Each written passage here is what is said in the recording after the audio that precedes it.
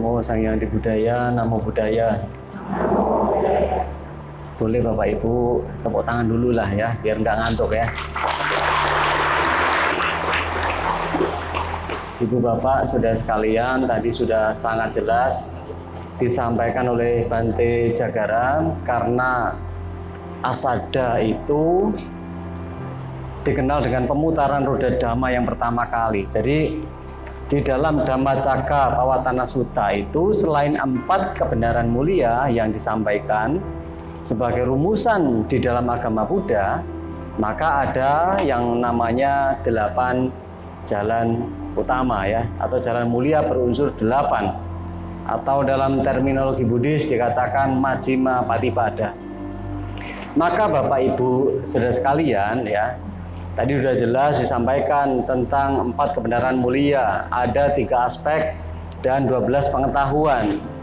Maka di belajar agama Buddha itu kurang lebih seperti belajar matematika juga. Ada rumusnya. 4 kebenaran mulia ini adalah rumusnya umat Buddha. Jadi Bapak Ibu, tadi saya lihat kayaknya malam ini pelajarannya agak berat. Ini juga harus dipahami ya. Karena ini adalah rumus sebagai kita umat Buddha. Ada 3 pengetahuan tadi ya, 3 aspek ya. Pertama itu adalah pengetahuan ya, pengetahuan tentang 4 kebenaran mulia. Yang aspek kedua ya, melaksanakan ya, melaksanakan tentang 4 kebenaran mulia. Dan yang ketiga, telah dilaksanakan 4 kebenaran mulia itu sendiri. Nah, 3 aspek ini masing-masing berlaku untuk setiap rumusan 4 kebenaran mulia ya. Jadi makanya 3 ini dikali 4 makanya 12 tadi ya. Ya ini ringkasan singkatnya tadi, rumusan 4 kebenaran mulia. Nah, lalu apa saja 8 jalan utama ini ya? Atau mungkin orang itu beraneka macam menyebutkan. Ada 1 jalan beruas 8, ada menyebutkan 8 jalan utama ya, macam-macam gitu kan. Nah, yang Bapak Ibu pahami selama ini, kira-kira apakah yang sebenarnya itu jalannya ada 8 atau 1 jalan tapi unsurnya ada 8? Ini yang mana Bapak Ibu? Apakah jalannya ada 8 atau unsurnya ada 8? Yang benar mana? Ya, unsurnya yang 8 dan itu adalah 1 jalan. Maka 8 jalan mulia ini kalau disingkat, diringkas menjadi 3 bagian. Apa saja 3 bagian itu Bapak Ibu? Sila, samadhi, dan panya. Ini adalah rangkuman dari 8 jalan mulia itu sendiri. Nah, lalu nanti akan dipisah-pisah, dipecah-pecah. Mana yang bagiannya sila, mana yang bagiannya samadhi, mana yang bagiannya panya. Maka sekarang kita urutkan yang dari pertama. Apakah urutan pertama di dalam 8 jalan mulia itu Bapak Ibu? Pertama adalah pandangan benar. Maka yang pertama ini juga banyak istilah. Ada yang menyebutkan pandangan benar, ada yang menyebutkan pengertian benar. Nah, mari kita bahas apa itu yang dikatakan sebagai pandangan benar. Bukan berarti pandangan benar itu kalau kita memandang jarak jauh tidak menggunakan kacamata. Atau mungkin Bapak Ibu merasa kok selama ini pandangan saya belum benar, saya harus banyak mengkonsumsi buah. Tidak, pandangan benar ini adalah kalau kita terjemahkan di dalam bahasa Indonesia adalah wawasan ya. Wawasan, memiliki pandangan yang benar. Maka di dalam Majjhima Nikaya bab 1 halaman 9 itu dikatakan mereka yang memiliki pengetahuan tentang hal-hal yang baik yang harus dilaksanakan dan tentang sebab-sebab atau akar-akar dari kejahatan yang harus ditinggalkan. Itulah adalah pandangan benar. Selain itu, pandangan benar apa saja? Pandangan benar tentang hukum sebab akibat. Pandangan benar tentang hukum karma. Maka Bapak Ibu atau kita semua sebagai umat Buddha, pertama harus memiliki pandangan benar. Kita harus yakin, kita harus percaya bahwa kehidupan ini ada yang dimaksud sebab akibat. Sekarang saya tanya pada Bapak Ibu, kira-kira Bapak Ibu percaya atau tidak tentang hukum sebab akibat? Yang nggak percaya angkat tangan. Nggak percaya kan? Sekarang saya uji coba. Kalau nggak percaya, sekarang coba pegang telinga temennya langsung dijewer. Kira-kira temennya apa diem aja atau langsung balas? Itulah hukum sebab akibat. Contoh Bapak Ibu atau romo-romonya tadi yang di depan, ada umat yang baru datang, tidak usah ngomong nih, cuman kasih senyuman, orang lain juga senyuman. Itulah ada sebab, ada akibat. Kita membuat sebab dengan kebaikan, maka orang juga membalas kebaikan. Tadi menyerahkan minuman, bantai minumannya, itu adalah sebab. Akibatnya apa? Mendapat pujian. Mungkin umat-umat yang di belakang melihat, wah, romo yang di depan kasih minuman bantai, luar biasa perilakunya. Kalau luar biasa, biasanya tepuk tangan loh ya. Itulah sebab akibat. Sekarang percaya atau tidak? Nah, maka kenapa di dalam agama Buddha itu dianjurkan untuk melakukan banyak kebaikan? Karena kita percaya tentang sebab akibat dan hukum karma. Itulah pandangan benar. Ya. Kalau dari pandangan saja kita sudah salah, maka selanjutnya dari poin pertama sampai ke 8 semuanya akan berakibat salah. Maka di dalam Anguttara Nikaya yang bab ke-10 halaman 103 itu dikatakan, jika pandangan Anda salah, maka pikiran juga ikut salah, maka ucapan juga ikut salah, maka perbuatan juga ikut salah, maka mata pencaharian juga ikut salah, maka daya upaya benar juga ikut salah, maka perhatian juga ikut salah, sampai meditasi benar juga ikut-ikutan salah. Berawal dari apa? Dari pandangan benar yang tertera di dalam Anguttara Nikaya ke-10 103. Maka kita sebagai umat Buddha, poin pertama ini yang harus kita kembangkan dulu, ya. Punya pengetahuan, aspek pengetahuan, ya. Itu harus dibeneri dulu, ya. Maka setelah poin pertama yaitu pandangan benar, yang kedua adalah pikiran benar. Pikiran benar itu karena dari apa? Dari pandangan benar. Seseorang ketika memiliki pandangan benar, melihat segala sesuatu tidak pernah berpikir yang jelek-jelek. Atau mungkin Bapak Ibu pernah berpikir, bantainya ini malam-malam ceramahnya panjang-panjang ya. Itu udah pikiran jelek. Dari apa? Pandangannya sudah jelek. Saya dengerin ceramah banyak atau panjang lebar pun juga nanti keluar pintu wihara lupa. Buat apa saya dengerin ceramah? Ya. Nah, itu kan dari pandangan akan mempengaruhi yang lainnya Bapak Ibu. Maka pandangan benar dan pikiran benar ini termasuk di dalam apa? Panya kebijaksanaan. Ya. Nah, dari 8 itu pandangan dan pikiran benar ini termasuk di dalam panya. Terus yang ketiga apa? Ucapan benar. Setelah ucapan benar, perbuatan benar. Setelah perbuatan benar, mata pencaharian benar. Dari ucapan benar, perbuatan benar, mata pencaharian benar, ini termasuk kelompok